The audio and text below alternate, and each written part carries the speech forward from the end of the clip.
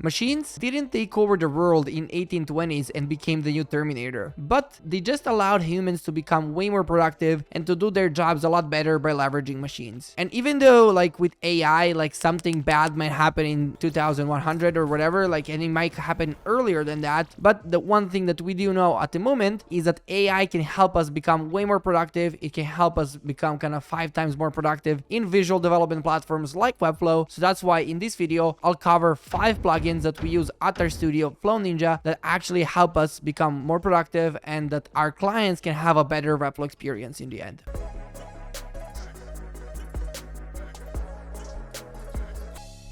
I'm Uros, I'm the founder and CEO at Flow Ninja. And over the past years, we've helped many enterprises and startups build websites on Webflow, and currently we're helping them kind of drive their business results by leveraging Webflow as a platform. And I can say that I think it was at the end of last year, I was in Barcelona or something like that on a vacation, when I saw all of the messages like about AI jumping in kind of through the news, through YouTube and stuff like that. It was my first touch point with everything. I was scared for our job, for our studio or anything like that, just because I didn't realize what can it do. But fast forward kind of a lot more months later on and like actually investigating kind of what it can do for us. And by no means we're not kind of AI experts, and we're never gonna add AI to our service list until we actually discover like what do we do kind of like and test it for a few years. But at this stage, we just tried making it as easy to use for all of our teammates, and also suggesting it as a possible option to streamline some of the processes for our clients. AI can be awesome, but before it starts being so, we need to realize some of the problems that it actually has. One of them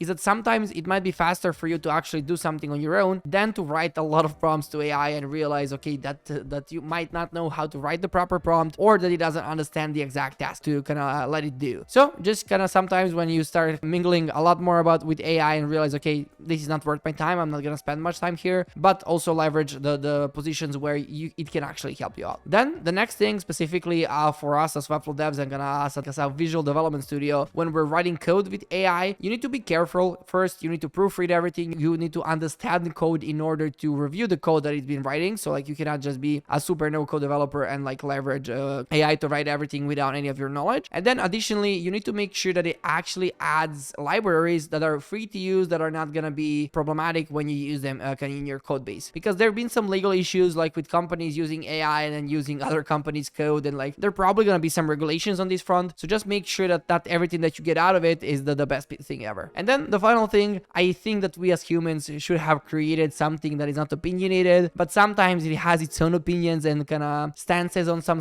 topics. So just make sure that you also do your research when it gives you out the fact that it's actually right, not going into any political things, but it can happen that it sometimes can give you a wrong tip on some of the things that it can say. So without further ado, let's jump into the tools themselves. The first tool on the list is not actually a tool, but more of an integration that opened up our mindset of how we can actually use AI with Webflow and kind of with the whole visual development low-code kind of sphere. That is actually leveraging Make or Zapier and integrating that with OpenAI. That has helped us internally in the studio streamline processes, make the onboarding of the customers kind of a lot better and a lot more personalized, because AI can have our own values, mission, and vision, however strange that sounds. And it can also have the prompt of kind of how our client maybe sent us an initial form on the website. It can combine those two and probably give a similar answer to what we would have given like on the first touch point. After that, like of course our sales team kind of picks up and they continue kind of the conversation, but that can be a really easy low-code way for you to have a human-like interaction, I would say, but it's actually an AI interaction in the middle, so it can fact check, that it can give you yes or no answers or anything similar to that, by having that middle ground and speeding up the process. That can happen like also like not just with Webflow, it can happen like with Slack when somebody sends you a Slack message. It can happen with your clients when they have some onboarding flow, get a demo forms or anything similar of that front, or when you're building SaaS tools, it can give you the middle ground of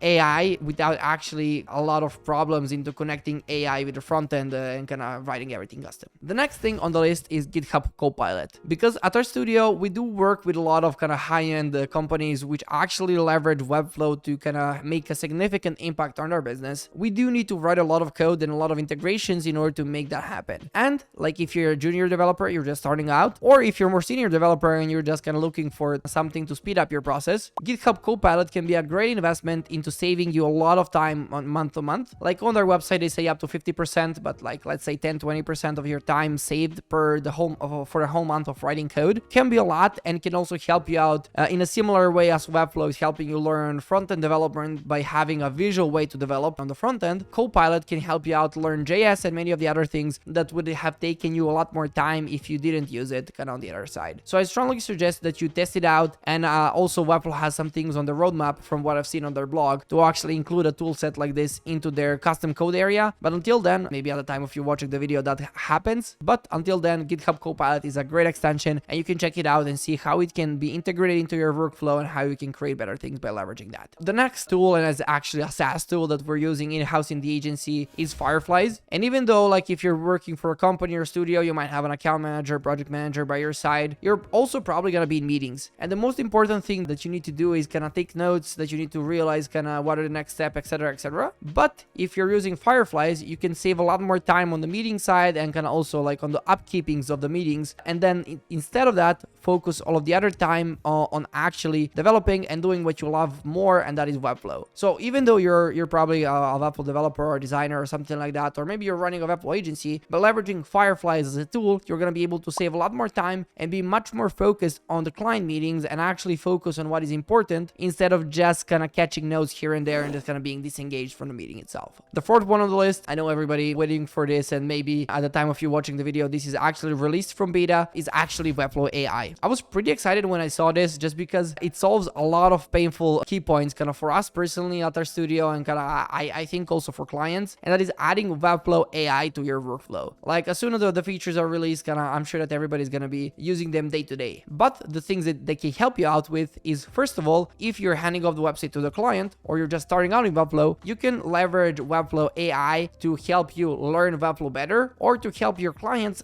understand where to go in Webflow when they're making changes in the designer. So that's a pretty significant kind of point, and you can go ahead on their blog to read kind of more about this. But it can speed up the process. It can save hours of watching videos kind of that are maybe not related to your problem, and you just kind of maybe removing the forums from the search and just using Webflow AI as one of the kind of helping grounds and as one of your coaches, personal coaches, I would say, to learn Webflow. Then the next thing that's going to be pretty exciting is kind of writing copy directly in Webflow. So you're going to be able to optimize copy for SEO, to write new copy, to write alt text for kind of for images, so that you don't have those problems on the SEO check side kind of for websites, and any accessibility issues like on that front also. And in general, like it's going to help you out to make Webflow your place where you can write, where you can create content actually in Webflow, but having actually a Webflow Copilot on your side and helping you out with AI.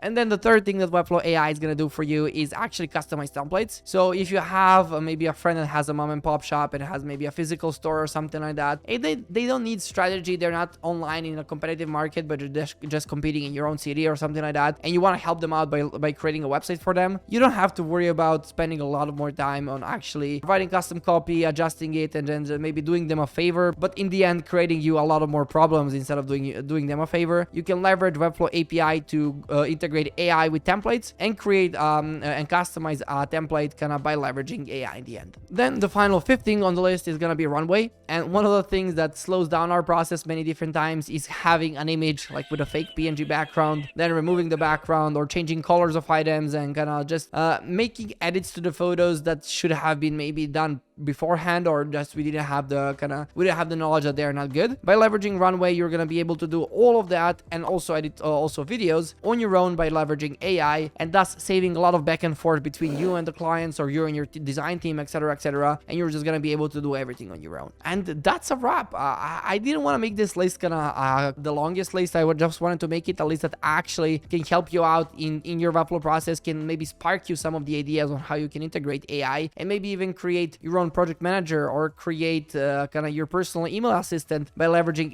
kind of Zapier, Mail, AI, and like many of the other things that are not maybe necessarily connected to Webflow, but are gonna save you a lot more time on a day-to-day basis, and are gonna help you out with replying to emails, Slack messages, and automating many of the other things that maybe can be automated to give more time for you to think to see where you can create the most amount of leverage. But also, on the other side, if you want to go ahead and view some of the best plugins we're using kind of for client work with Webflow, you can view a video somewhere here and watch kind of our ideas on kind of the best Webflow plugins that you can use on your day-to-day Webflow development.